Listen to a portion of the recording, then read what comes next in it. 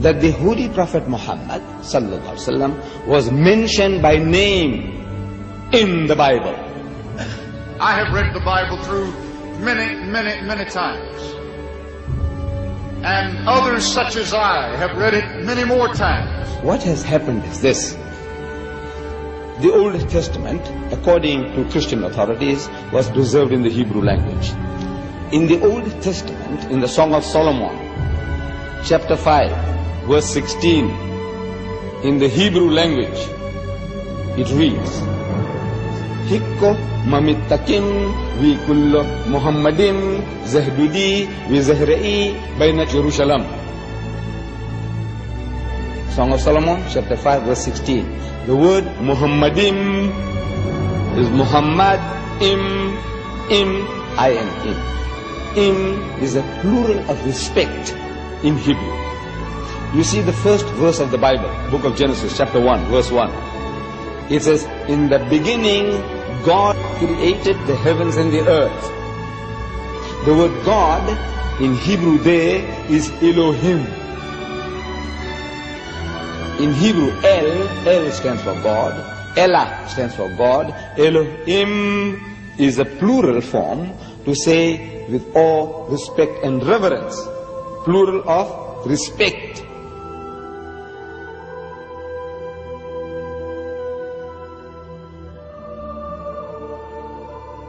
The word is there in the Hebrew language. In the original, what they call original, it's there. But they have translated that in English as altogether lovely. So this beloved of mine is altogether lovely, says Solomon. You can't associate with the word Muhammad. You read it 1,000 times, altogether lovely, altogether lovely.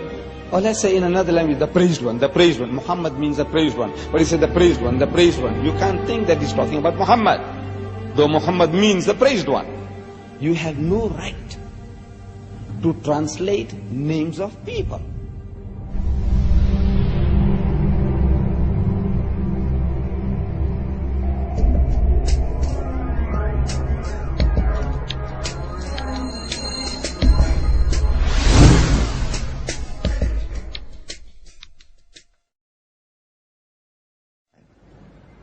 إذ قالت الملائكة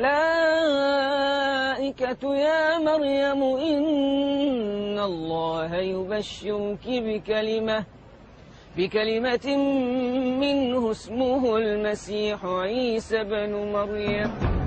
The story of Jesus' birth is narrated in vivid detail in the Quran. As in the Bible, an angel tells Mary she is pregnant despite being a virgin. But the story of what follows then changes completely. In the Bible, Mary's role is limited to the passive mother of Christ. The Quran gives accounts of her ancestry, her birth, her childhood in the Temple of Solomon, and as mother of Jesus. She's the only woman mentioned by name in the Quran.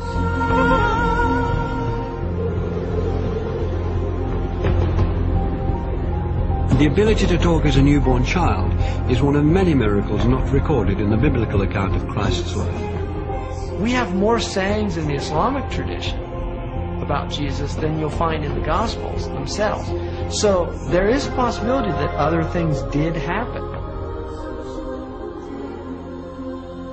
There were many Gospels around that didn't all make it into the New Testament. And the Church tried to limit the number of Gospels. In the Christian narrative, the most central and fundamental point of Christianity is the death and resurrection of Jesus Christ. Well, Islam basically denies that. وقولهم إنا قتلنا المسيح عيسى بن مريم رسول الله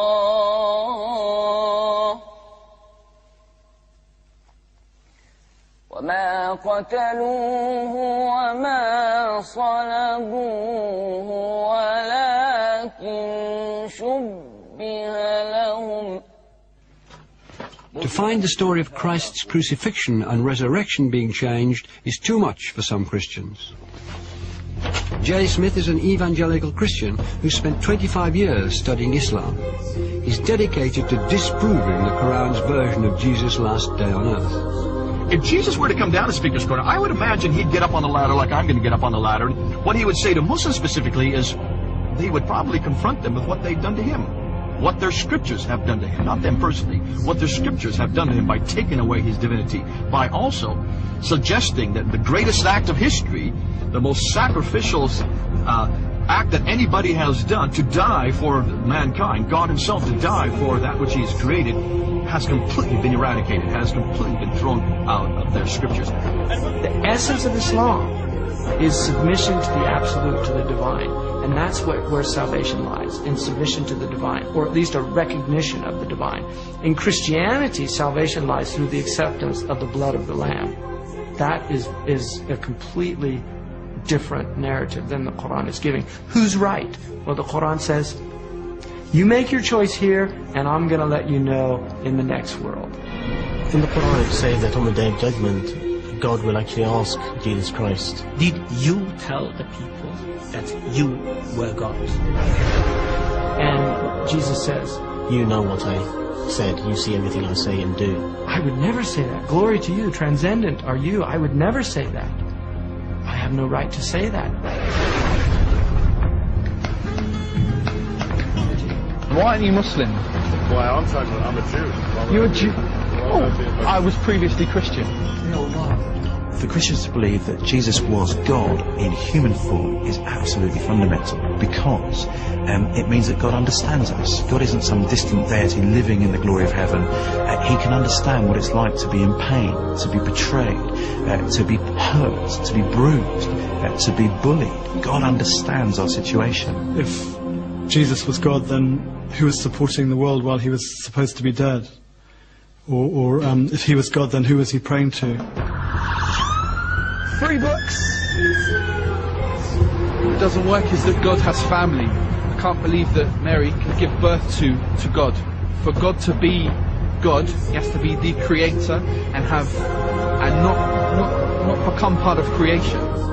Officials act that anybody has done to die for mankind, God himself to die for that which he has created, has completely been eradicated. But God is not bound in the frame of reference. He's the creator of time.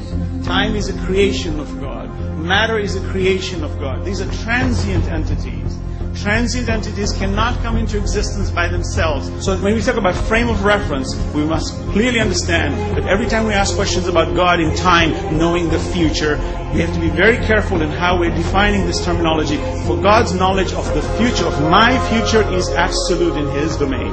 He knows everything. But He's not bound in the time where He is experimenting Himself, for He's not bound in space, time, or matter. Those are created entities which He has put into it. So for me to put Him into it would be also very wrong.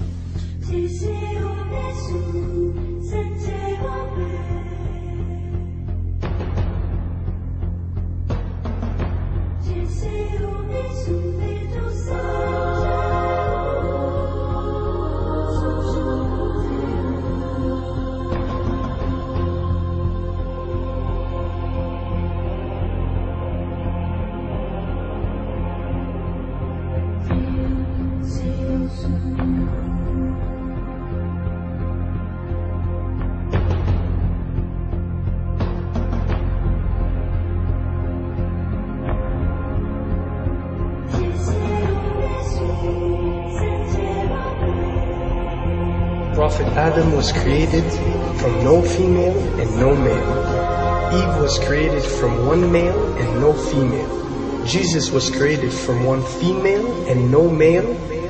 And all of us have been created from one male and one female.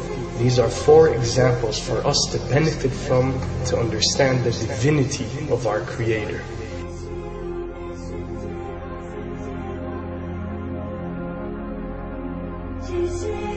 Then there is no difference that cannot be overcome between Christianity and Islam.